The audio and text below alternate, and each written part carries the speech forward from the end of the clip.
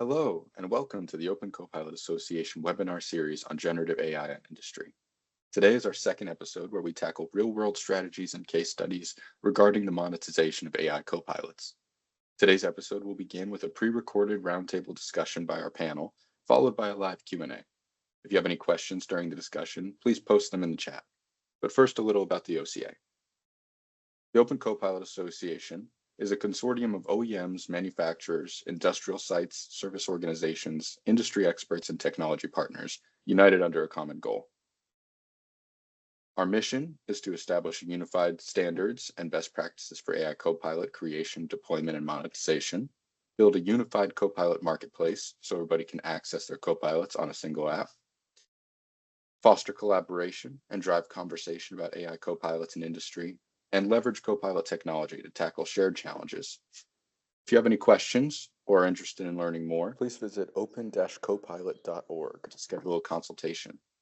Now, without further ado, let me introduce our moderator today, Mark Homer, Managing Director of Field Service Associates, who will now introduce today's topic and panelists. Mark? Welcome, a very warm welcome. AI copilots are driving new revenue opportunities for service organizations. This is our second episode, and I plan to explore with our guests how to utilize and monetize copilots, how they provide advanced services, and how there could be extra value-added services for the many manufacturers that deploy them. Please ask any questions in the Q&A section of the broadcast, and we'll have a live Q&A at the end of this session. My guests today are Mike Otten. He's the Director of Edge and Intelligence in Digital Success Global for Xylem. Stuart Coleman, Director of the Open Data Institute and member of the Digital Skills Council. And Dale Calder, CEO and co-founder of InSkill. So let me talk to each of them. Mike, I come across Xylem in the water industry an awful lot, and I had the privilege of interviewing you for a case study. But perhaps could you just talk a little bit more about what you're using copilots for and your journey so far with Xylem? Yeah, so thank you for having me here. And one of my roles in Xylem is that I'm driving digital innovation in this global water industry by combining AI, machine edge technology, and real-world engineering to make water smarter, more efficient, and basically future-ready. So copilots is really like a assistant in your pocket, where if you have like any kind of question in terms of the work or the job that you have to deliver, it's able to assist you to deliver that job like more easily. If that makes sense. Yeah. And you're in, I mean, it's global, isn't it, Mike? How many countries is Xylem in? Is it? Over 150 countries. So yeah, we are definitely a global corporation. Excellent. Oh, great. Well, welcome to the panel. Really looking forward to the conversation. Stuart, let me introduce you. So again, Stuart Coleman, fascinating sort of backstory, Stuart, to what you've been doing in the Open Data Institute. I know you're not a non-for-profit. Can you tell me a little bit more about your involvement, what you've been doing? I know you've been in quite a lot of government advisory work as well. Yeah, so the Open Data Institute is a young institute by institute standards. We're just over a decade old. We were originally privileged to have government funding and focus on actually helping government unlock value from its data. But in the last 3 or 4 years, we've become completely independent. We're funded by both industry, philanthropy for research and policy work we do, and still government projects around the world, although we're predominantly as a team based in the UK. Our purpose is to make data work better for everyone. And actually a big part of that work we do is making data work better for AI, because a lot of the focus in the last few years has been, oh, we've got the best model or we've got the best algorithm, but actually people are starting to wake up to the fact that most people don't have great data. And we try to build practical tools, trainings, interventions. Sometimes we develop standards for sectors. So we've done some standards development in things like the financial services sector around helping that sector share its data safely and securely. And with trust, so that people are actually willing to share the data, as that can often be a challenge, as well as look at some of the commercial models, which I know you wanted to talk about today. Like, how do you figure that out and actually funnily enough, we've done some research on that over the last couple of years, because you know what, with AI, the way that we should license and use data is completely being upended, particularly with some of the advances that have come out. So really keen to get into that with the wider panel. Superb. That's great. Well, welcome, Stuart. Dale, gosh, our paths crossed in the good old days of, I suppose, the Internet of Things, wasn't it? I mean, I know you've been a sort of pioneer in that sector, and now you're back pioneering another new sector. Can you tell a little bit more about InSkill and what you've been doing? Absolutely. Again, pleasure to be with everybody today talking about this topic. It's one that is particularly exciting to me.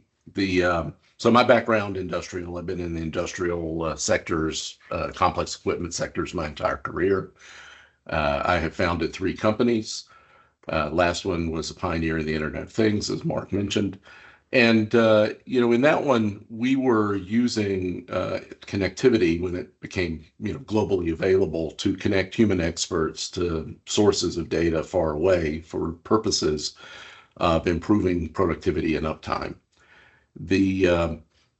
When we started InSkill, the idea was, well, let's replace connectivity with AI. And instead of having a human in the loop, let's put AI everywhere that this expertise is needed. And today, these are kind of thought of as a co-pilot. I kind of look at it, in a broader term, I'd like to call it like the expertise economy. So what a co-pilot is really a vehicle for transmitting expertise of all shapes and sizes in a very intelligent manner and a very cost-effective manner. So I think that opens up, the conversation that we have today. Well, if you can do that, how can you monetize it? So anyway, pleasure to be here and looking forward to the conversation. Fantastic. Okay, so let's start. Well, let's talk to the practitioner first of all. So Mike, you've got Copilots in operation at the moment. So if I buy a product from you, what do I touch? Is it your engineers that are using Copilot? Is it my process engineers or operators? Can you just tell me a little bit more? Try and make it real for us in terms of what are you using Copilots for? So today we are making use of Copilots by multiple people across our organization. The biggest user base today is our Aquapros, which are our service engineers, which are out there on a daily basis with our customers, solving their problems around water. And this goes on providing maintenance or installation or doing service activities from pumps up to like more complex applications like RO or ozone applications. And that's where they start to utilize Copilots today. And is there like one Copilot for each product type? Because I know you've got a huge product catalog. So how do you deliver this knowledge expertise? Yeah, and there you actually start to address an interesting subject in terms of the range of products. As we want to think in a simplified way about products, we as an OEM manufacturing these products all the way from the ground up, we obviously have product variants as an example. And a single, let's say like a sewage pump, could easily have like 40 or 50 variants. And these variants can be related to not just like the capabilities of that pump, but also like, for example, the environment that this asset has to be operated in. And there are like those small little greedy details which is really making a difference in how effective the service engineer actually is on performing his job. And so the Copilot is really like assisting those engineers in overcoming these challenges. Okay.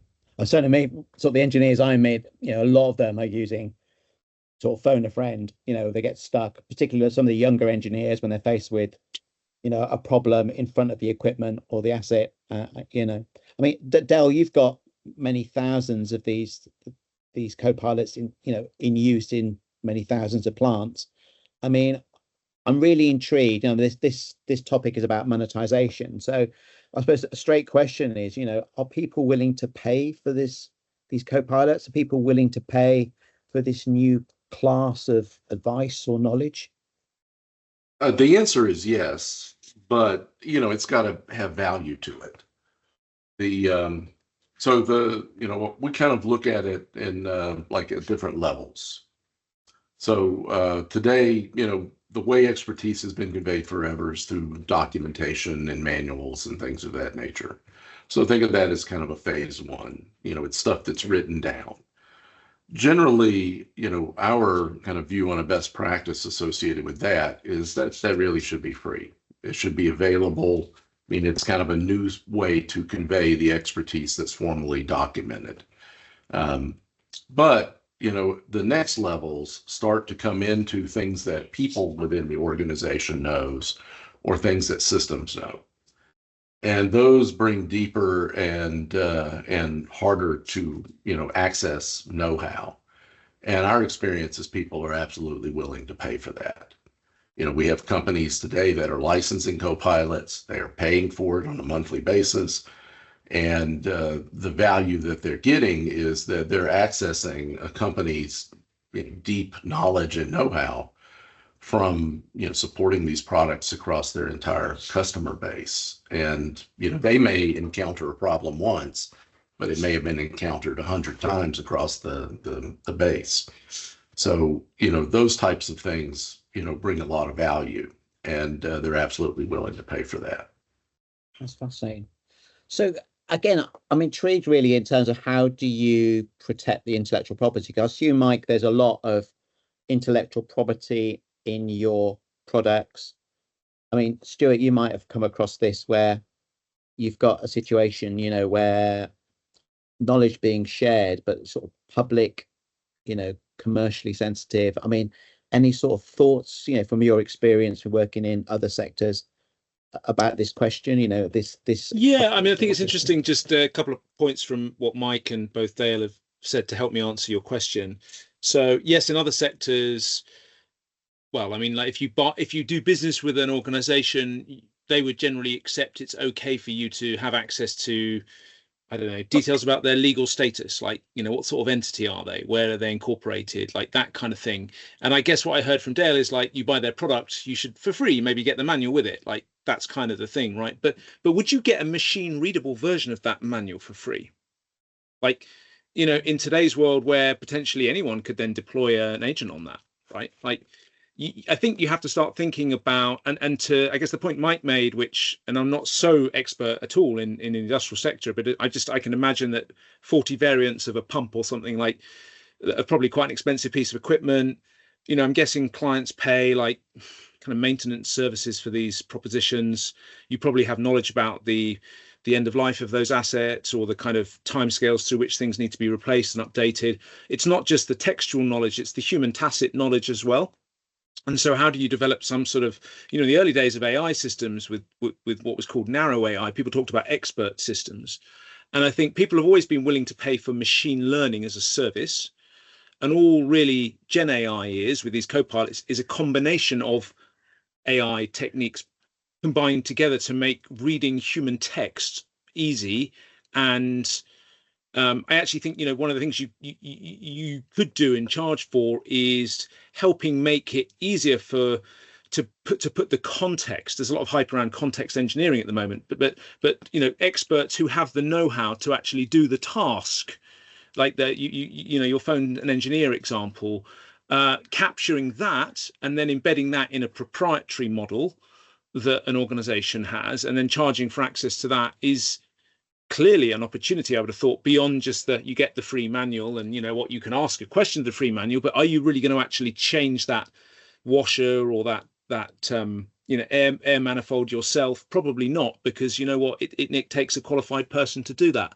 and the qualified knowledge they've got isn't free, right? So I think licensing this stuff is, again, I think organizations need to look at their cost distribution model around the content if it's for free. Like, yes, you might give it for free in a kind of static format as well. Like, but again, you have to be careful now because it's very easy to pass a PDF and then take that and maybe you should be licensing that. I mean, there's some great resources from an organization called ML Commons, Machine Learning Commons, that's trying to tackle some of these questions. The answer to your question in short, Mark, is you need a licensing strategy of some sort around your content.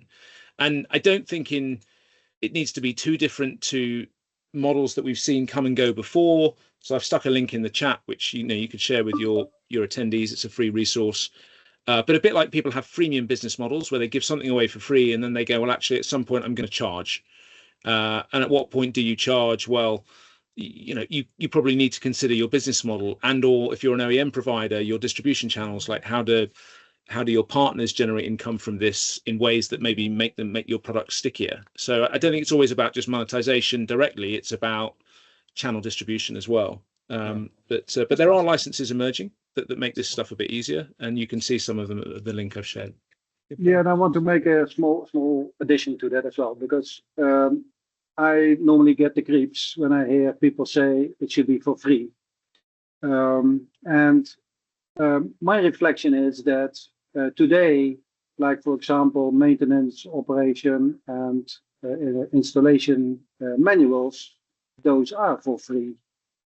Why should we now start charging our customers for providing access to a basic manual? We should actually provide and increase the user experience by the new tools which are available today, like for example Gen AI, so that actually you can now like interacting with that manual with human language. So for me, I definitely agree on these kind of like level approaches on which kind of value does it actually bring for me as an OEM, and for me a better user experience of my product users is already value, which I am willing actually to, let's say, to invest because this will also bring my customer back again for buying a second product. But then going towards that, okay, where is like additional value being created? And I found that example that you provided, Stuart, as really like a nice one, because you can interact with a manual. It doesn't mean you actually can perform the task, because performing a task actually requires like more expertise, more knowledge. And so once a human language interface provides the capability of like interacting with the document, the next, let's say, stage 2 would be actually to guide that human into a step-by-step process, and during that step-by-step process, providing the information, skills, and expertise to make that job possible to execute. And I think that is like the level of value that is going to be able to actually to monetize towards the users. I've got two follow-up questions. So first one for you, Mike, which is to do with ROI, and second one for Dale was coming your way about the guardrails, that SOP that Mike was talking about.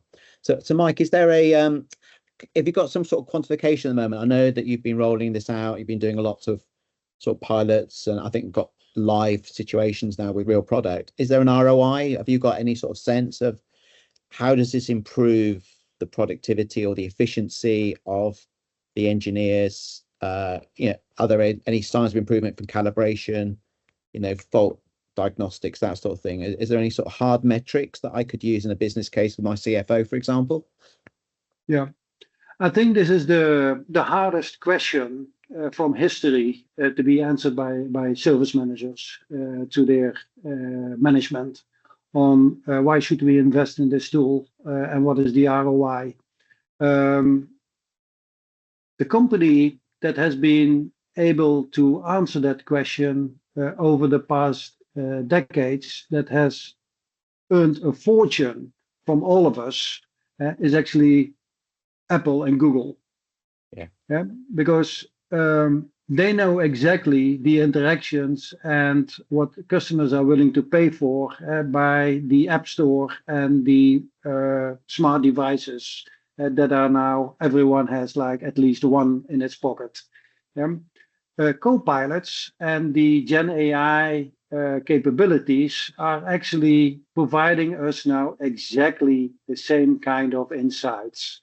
So we have now a perfect view on the interactions that our service engineers are actually having with our products.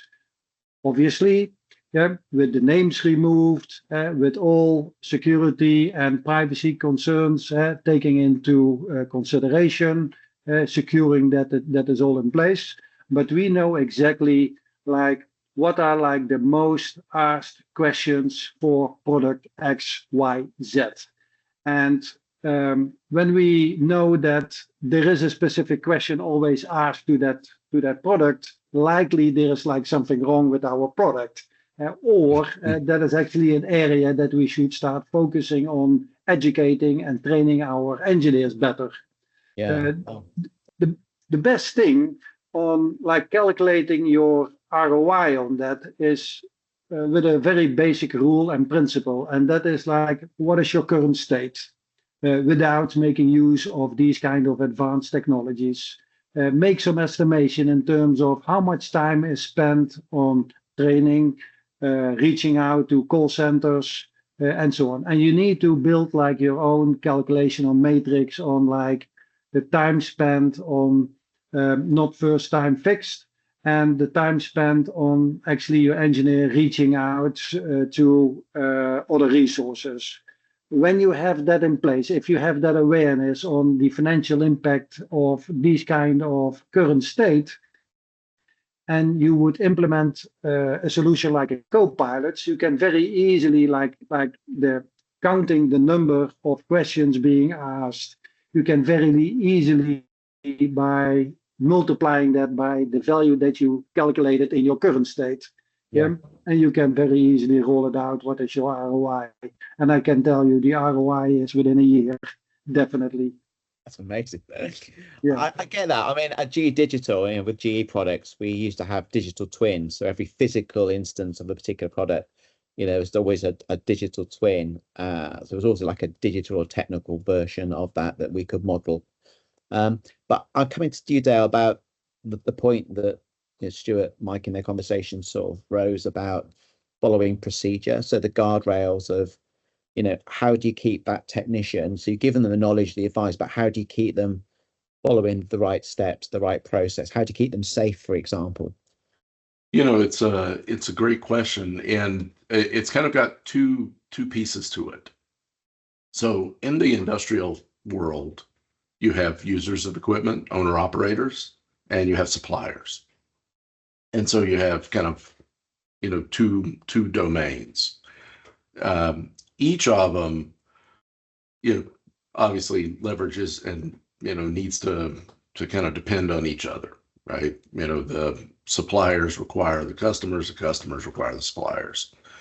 The thing that, we see is that, the supplier has a deep domain knowledge of what they do, and they have a body of knowledge around best practices from what their own people do, combined with, sometimes a 50, 80, 100-year history of doing the same thing in the industry.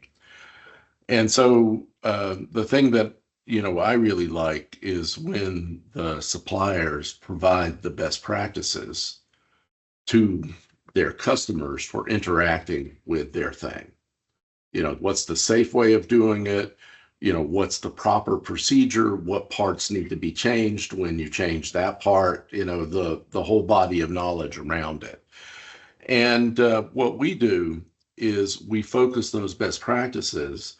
We short circuit them with the GPT system. So when someone asks a question about something like that, if there is a best practice that has been provided, a guide, an SOP, then that is what gets provided as the answer. Yeah. So instead of, providing kind of a distillation created on the fly by the GPT system, that one gets short circuited to the process or procedure that's required to do the task, safely and properly. And so, it is, the GPT system is extremely helpful for free-form questions and all sorts of things. But there's some things that you just need to do right, and right is known. And so, the key thing for that is that it provides it. The other thing that we do from a guardrail perspective is, we limit what the GPT system will consider. So, when I think Stuart was talking earlier about, documentation as being a source of know-how, we have kind of a few other types of sources. We just talked about these, kind of work instructions and, different types of body of knowledges. But ultimately, all of those things are validated and improved by the people that have produced that copilot. And using context engineering, they're appropriate for the device that someone is working on at that point in time. So, we limit the system's ability to look more broadly on the open internet or to leverage things that have been built into the model itself.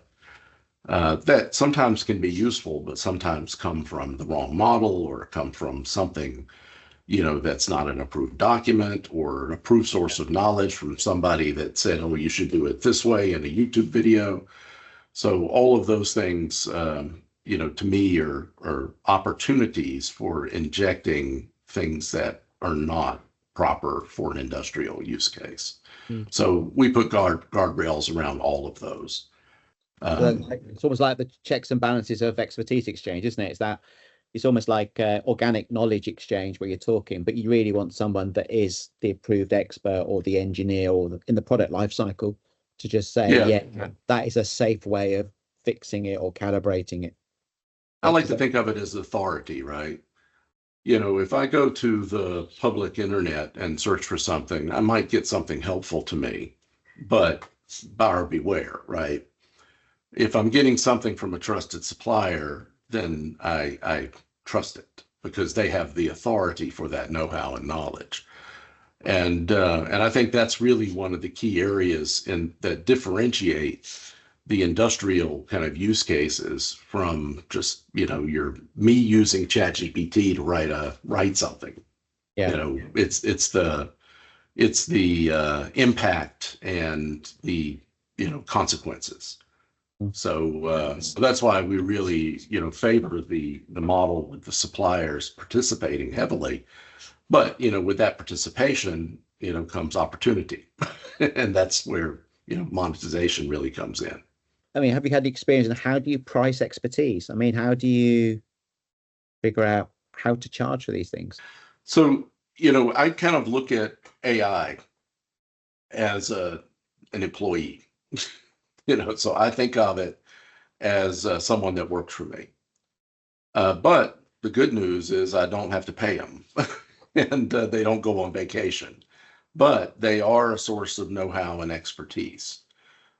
Some of our customers are further along, this journey than others. So it really, a lot of it depends.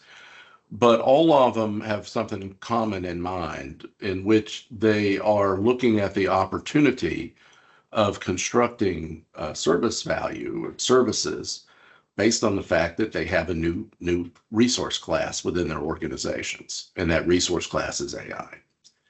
And today, when you do field service, you've got someone that will do the whole job. They come with a brain and the ability to turn a screwdriver, but they also come with, a cost basis, right?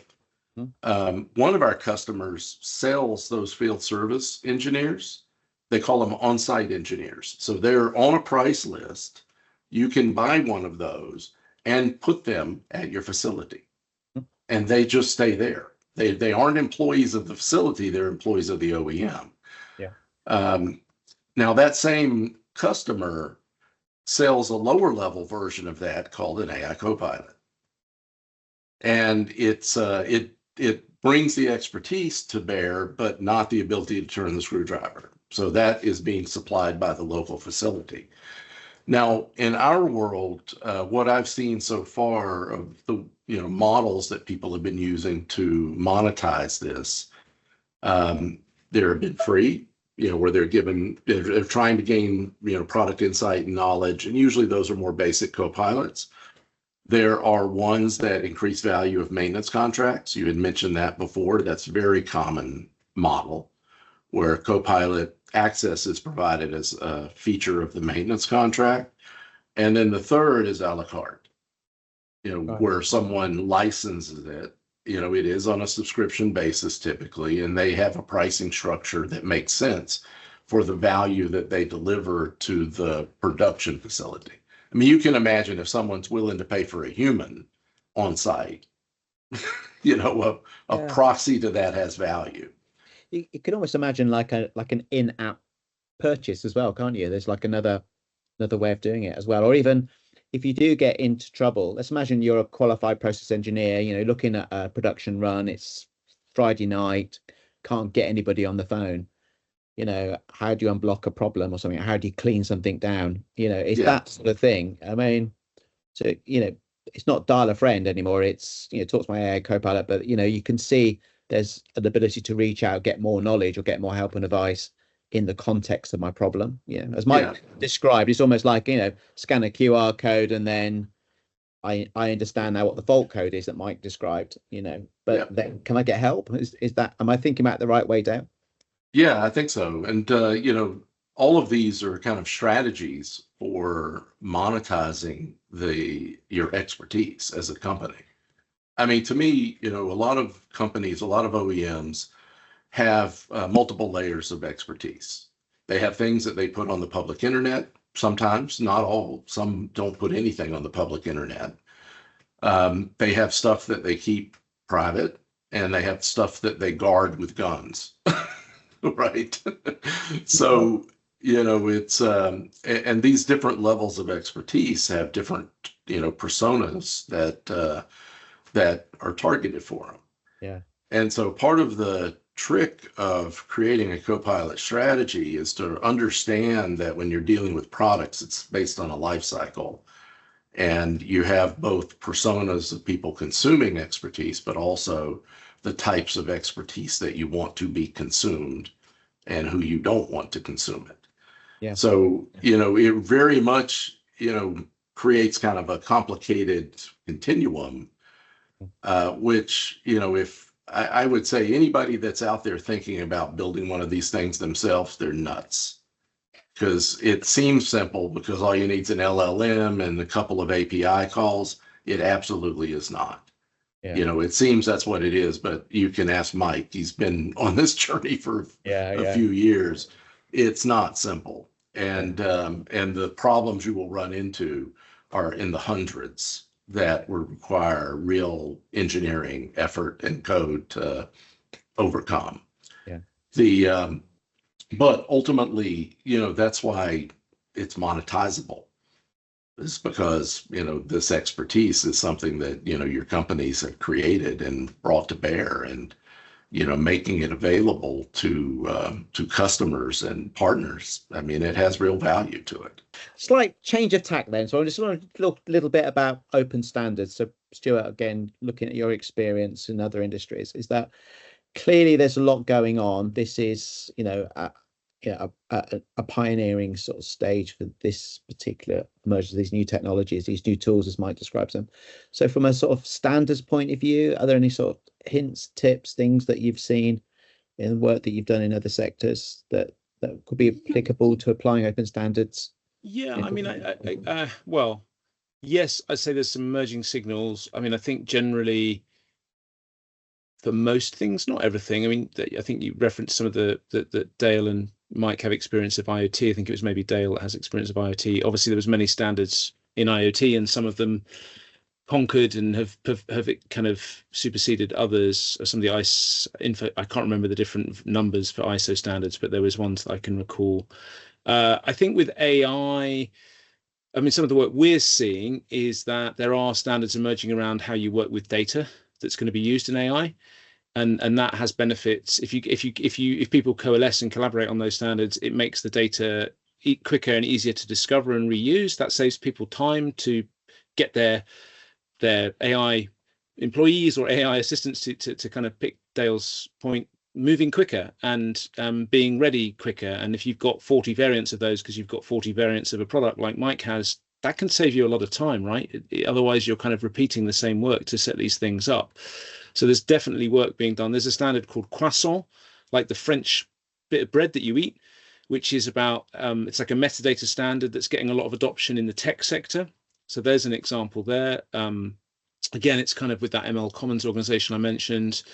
I mean, I'm seeing stuff coming out of, BSI around some of the kind of standards around good governance practices for AI, that kind of thing. So yeah, I mean, I do think where you've got, I don't know if this is relevant to the industrial sector, but if there's particular categories of data that different suppliers might need to share, then actually that's a good opportunity for open standards. I mean, I did do a project with Airbus about 4 or 5 years ago, and one of their biggest challenges was sharing data across their supply chain. And in fact, we helped them architect a data sharing standard and a system called Apricone, which was one that enabled them to do that in a way that different suppliers felt was reciprocal, because some people felt disadvantaged on previous approaches where they would like share their data, they wouldn't get anything back. They wouldn't see where the data had gone, that there wasn't lineage and provenance and trust in that ecosystem. So I think ultimately it comes down to trust and making sure you have a standard that people all get benefit and value from. I have more experience in other sectors, like in the UK financial services sector, there's a legal standard for banks to share data. Sometimes that is to tackle things like money laundering. Sometimes it's to enable customers to plug in third-party apps and services for something called open banking that is being sort of adopted in the US, although you tend to have more of a kind of state-based banking system there, and unlike very many banks, many more than we have in the UK, so it's a bit different. Yeah, and in fact, in the Netherlands, there's a great initiative in financial services called TMNL. I can't remember what it stands for, but it's basically where financial services organizations share data about poor practices from different like businesses. So and they do that with a level of abstraction so that they're not doing that. So I think, in short, my focus is particularly on data. My observation with AI is most of the algorithms are available anyway. You can go and get them from, Hugging Face or all these different places that you might want to, and or kind of repos out there. But actually, data is not, and data is the kind of the resource that you need to think about how you make it reusable and more trustworthy. So a long answer, but yes, I think open is good for people that want to collaborate. Mike, how do you think about it? How do you think about sort of your interaction with your customers, your partners, indeed your own supply chain, I guess? Yeah, when I look at the customer perspective view, for me as an OEM, we are as Xylem, one of global leading OEM equipment suppliers. And even when we, and I don't have the exact number, but even when we have like 15 or 20% global market share, still there is like 80% out there, which is like non-Xylem. I don't think we will ever get to like 100% market share, I guess.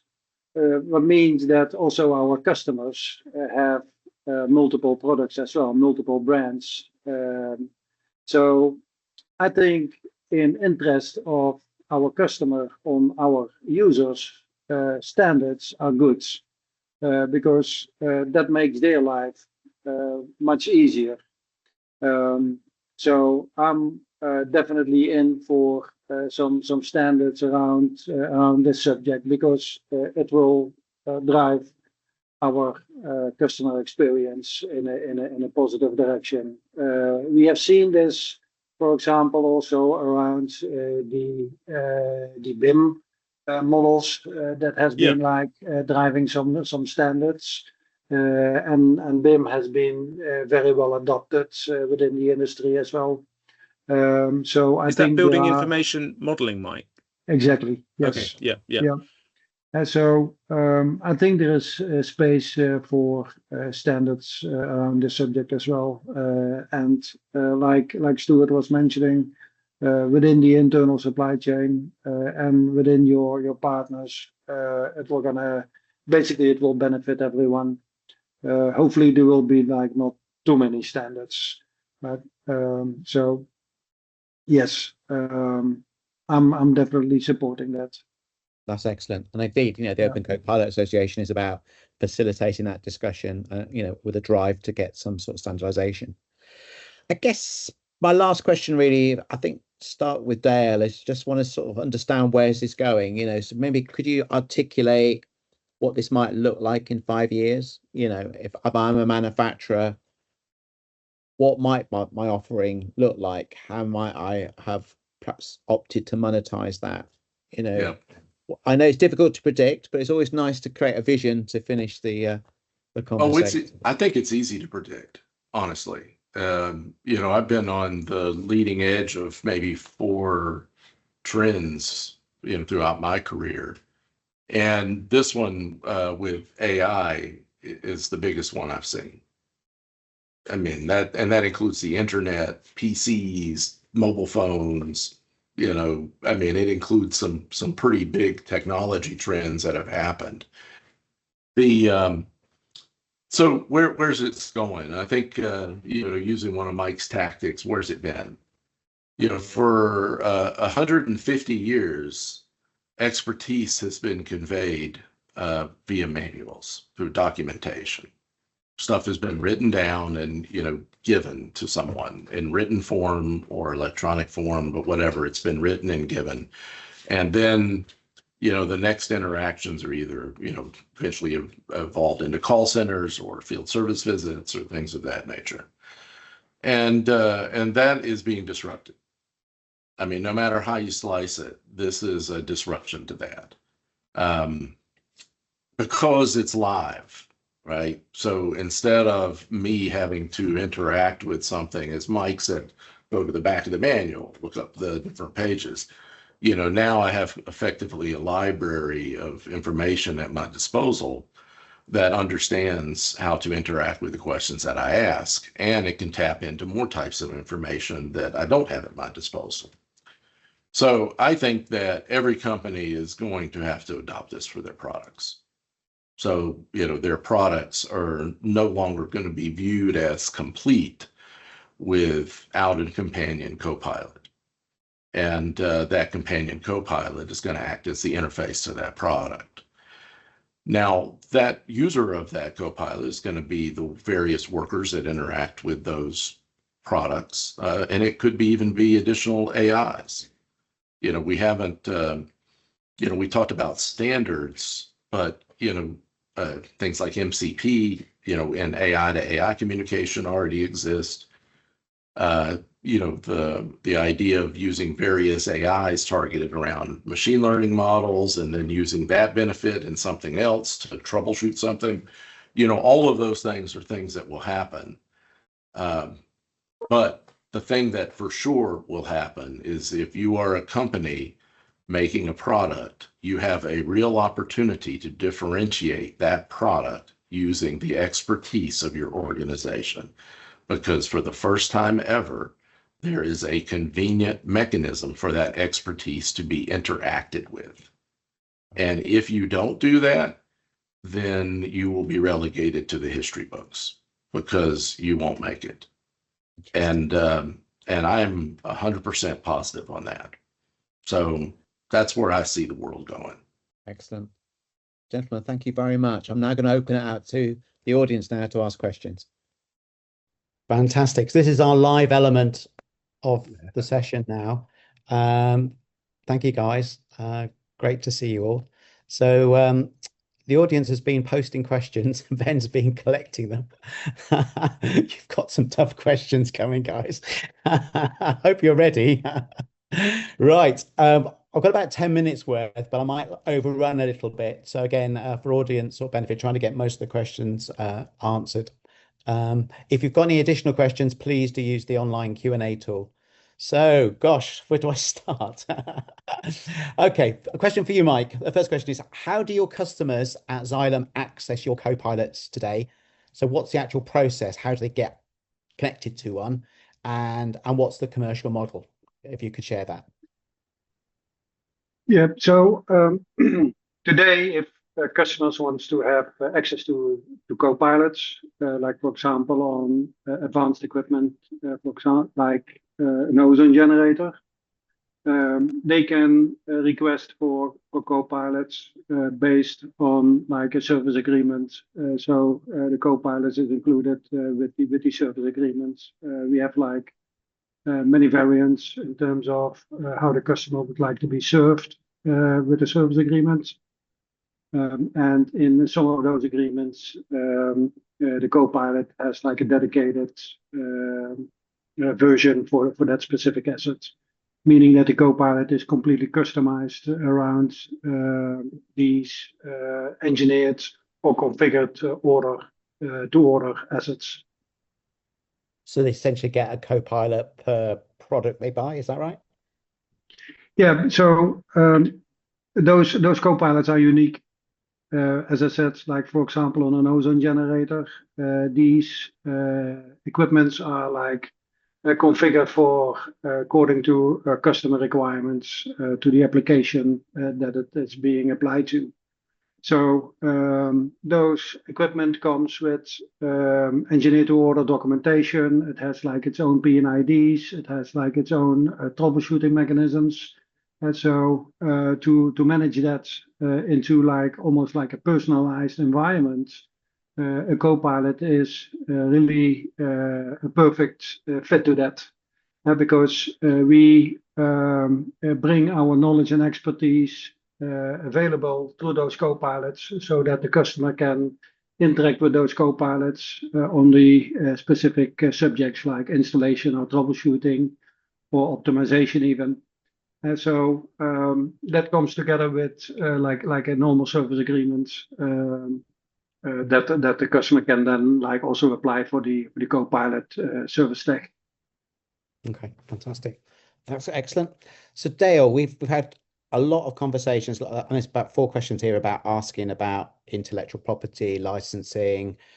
I guess how do copilots differ from Gen AI, Open AI? So I think it's maybe combining 2 or 3 questions together to sort of say, can you explain in very simple terms the how and the protection and the license, I guess? You talked a lot about authority and trust. And then I'll come on to you, Stuart, with some really interesting questions. So give that one a shot, Dale. Yeah, absolutely. So there's like, again, multiple layers on everything. So let's just start out with, kind of you mentioned it, the ChatGPT level. So how do I protect anything I give to ChatGPT? How do I ensure that it's not going to be leveraged? Well, the way that we do that is we go through a buffer. So we leverage Azure as our kind of primary engine, and everything that goes in is guaranteed to not go further. So it's not used in the models. It's off limits to model creation or AI building. It's let's call it a protected asset. So the first step is make sure it doesn't bleed out into the wild through the LLM. I mean, you probably saw recently ChatGPT had put the sharing button in, and people's private conversations were flying everywhere, being found by Google. So you don't want that to happen. So the first part just kind of starts at what I would call an engineering level. Ensure privacy by engineering. Or engineering in the way you work with the LLM. The second part's a little bit trickier because it really involves companies' IP. And so in this area, we use probably the term context engineering. And what goes into context? So context goes into role, context goes into organization. As Mike mentioned, context goes into variance and personalization and all sorts of things associated with product. But in the role in organization comes the opportunity to protect IP. You don't want some roles to see stuff because that's not safe for them to see it. And you don't want some organizations to see stuff. Some organizations have things like service manuals that they want to keep for themselves. They don't want to share with their customers. So they're able to mark those as non-shareable, and they don't share. So in terms of protecting things from an IP basis, part of it is how I label the content that I use to drive my expertise. And when I label that content, that determines, its distribution profile. The next piece of it, though, is a little bit trickier, and we've invested a lot of energy in this as well. It's okay, so you can protect bleeding to ChatGPT, you can protect bleeding from OEM to, let's say, your customers. Well, how do you protect bleeding from your customer to your OEMs? Okay. And so on one hand, we want our OEMs to get feedback, because if they have a question that's asked of their expertise, we want them to know if that question didn't have a satisfactory answer. So we want them to have feedback, but we don't want them to have my proprietary information, coming back. And we don't want them to even know who our users are and things of that nature. So we anonymize things like that. And we also kind of have a rule of thumb. If someone's asking a question that's satisfied by, it's within a single copilot of a manufacturer, and it's satisfied by that copilot's, supplier's information, then we will share the question anonymized. But if that copilot has a broader set of expertise that may be hybrid, maybe manufacturer plus site, then anything that's site specific doesn't get shared. So, we put a lot of care into ensuring that those three elements, were taken care of. So Superb. That's how I would put it. That's great. And I think probably in the future we'll run a session on the technology. I think that'd be quite useful for you to sort of demystify. It's a There's worthy a lot of conversation. terminology and things that we're all getting to grips with. Yeah. Okay, it's Stuart, here comes your question. So I think you hit quite. There's quite a lot of questions around sort of this data, better data, quality data, ideas for first steps. So that really resonated, I think, Stuart, with lots of people. So again, could you expand on this sort of good quality data? Where do you get it from, or how do you clean it up? Because most organizations, I know a lot of the organizations I work with got lots and lots of data, different silos and things. How do you get good quality first data to store for these engines to ingest, to be used? Okay. So there are some quite well accepted general standards around how to get your data in shape. There's something called the FAIR data principles, which are examples of that. And they basically encompass findable, accessible, interoperable, and reusable. And there's some guidance that I could just paste in the chat on that. I'm assuming or hopeful that the chat can be seen by everyone. Yeah. But of course, it's all very well doing all of that. But Dale talked about this is not very clearly. These are private proprietary propositions. This is not like kind of consumable AI where you can start or should be sharing this stuff with everyone. I think one of the critical things for businesses to be doing is, in parallel to getting their data in shape, and FAIR's one approach, there are also more progressive frameworks around things like specifically metadata guidance emerging from organizations like ML Commons. And I'm just going to share a link to them here. We got that. Sure. Yeah, we put that. You got that? Okay, great. But there's a bunch of work going on to try and come up with generally accepted approaches that people can work on to get their data ready for AI. In some sectors, like healthcare is quite a good one, there's quite a lot of progressive standards already, but those standards aren't necessarily very well developed for other sectors. They take into consideration lots of context that's not relevant to other sectors. So I think in the case of the industrial sector, which I'm guessing is predominantly this community, there's probably an opportunity for these types of forum to look at things like FAIR, to look at the types of initiatives that ML Commons are doing and say, you know what, we should have a steering group that's particularly focused on our data. How do we monetize that? What license model do we have? I mean, a classic thing I would have thought that should be key would be the issue around attribution. Because these models are going to be locked down, it would be quite easy for the industrial sector to coalesce and agree to say, well, anytime anyone uses our data, they need to attribute to us. That needs to be embedded in standard terms and conditions so that you can see lineage and traceability of where the data is being used and potentially make revenues upstream of that. Yeah, So those sorts of things could be thought about. If some organization, if it's so competitive that, I don't know, people struggle to work together because, let's say, there's industrial companies who just don't want to coalesce around common standards. I would hope it wouldn't be. I think metadata is like an uncontentious area. If people can settle on one area of metadata, then that could be good. I mean, we at the Open Data Institute, have developed something called the AI Ready Data Framework, which I think I also mentioned in the original recording of this session. If I didn't, I can share it now, Mark, so please do tell me. That really is it's kind of got three core principles, three pillars around what good AI-ready data looks like. One of those is, how do you make sure the data is in the right format and discoverable, the kind of metadata type stuff. One of the other pillars is about what's the surrounding infrastructure from of those data. Is it machine readable, or do I have to download it? Like, what's the kind of the basic premise through which my engineers and developers, people like InSkill or others who want to build products and services off these data need to have it in the right format.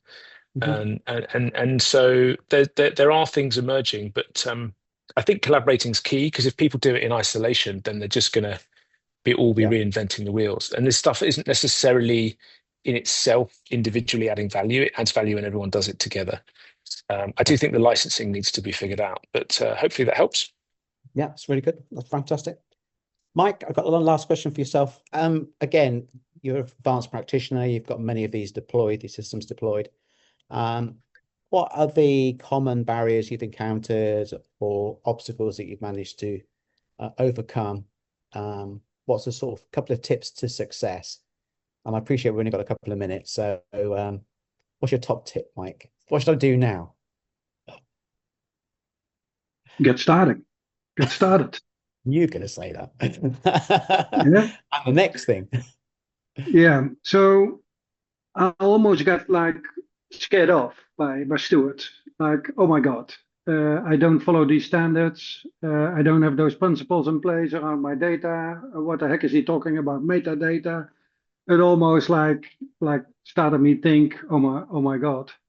How the heck did we actually get hundreds of copilots live today? With mountains of expertise and knowledge buried in areas and corners, also within our company.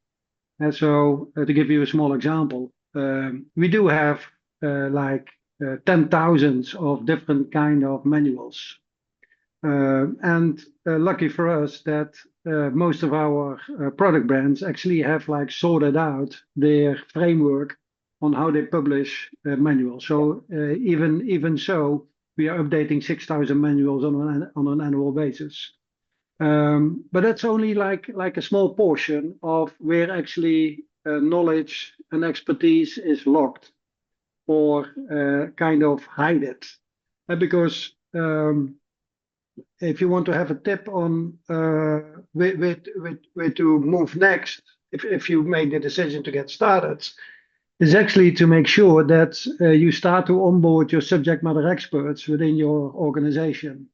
Because you can have the most beautiful documents, but if you want to train the let's say the ML or the mechanism to interact with your documents, it is really helpful if you have some experts to author the outcomes out of it.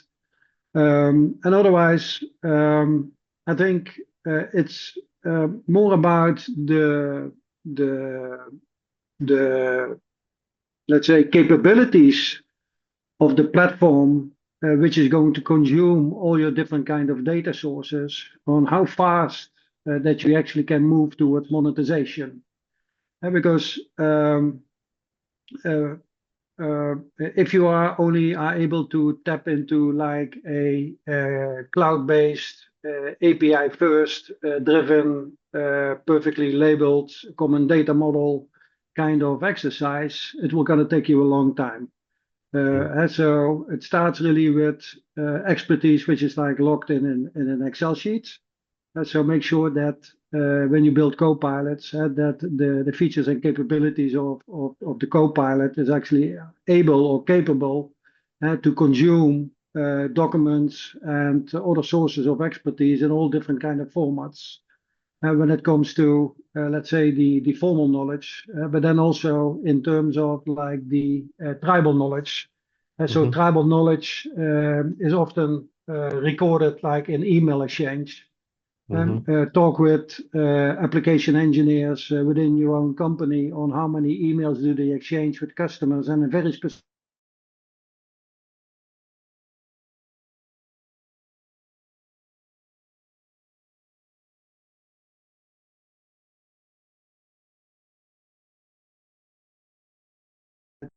kind of automatic.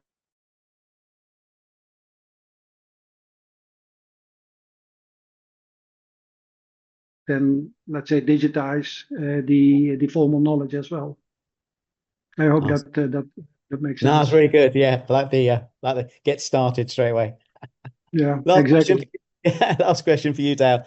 It was fascinating. Mike talked a lot about AI and financial impact and return on investment, and he used the financial metric. I think it was time spent, time saved.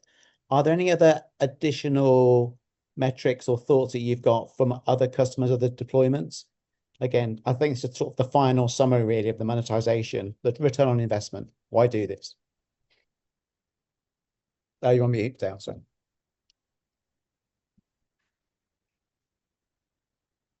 Oh, I think we might have lost that. I think he's frozen. I think he got frozen by your question. There is a big storm across the Atlantic. Oh, he's back. There he's he back. is. Yeah, back again. Good. Hey, I think we're overusing our internet at this local site right now. Oh, there you go. So if I lose you, I apologize. All right, don't worry. Yeah, but we've probably got about a minute left. Okay, now, so I'll be super quick. There's kind of two worlds. There's making money, there's saving money. Making money, there's monetization, and there's a whole bunch of strategies associated with that. From parts, getting more part sales, driving parts business to make it more convenient to buy parts, to subscription revenue of these AI on-site engineers effectively, and then things in between. On the save money side, it comes down to generally use cases. So a lot of value is driven off of use cases. And we have a whole family of use cases that we have provided copilots to help with. A copilot is a general purpose tool, and there's almost no limit to the number of use cases it can improve. So if you have a use case that involves people doing things and questions arise, and there's things that can be automated off those use cases, copilots can facilitate all of those. Mike has use cases involved in something called rounds and readings, which is a service they deliver to various water companies. And there's other other copilot facilitated use cases like that. But ultimately, what it boils down to is it's going to cut down time and distance, and it's not only going to improve the person at the edge, it's going to improve the hidden cost, which is the people supporting the person at the edge, because that's the piece that most people don't think about. And even, to your engineers, your engineers are getting escalated day in and day out. It'd be nice if they didn't. Right.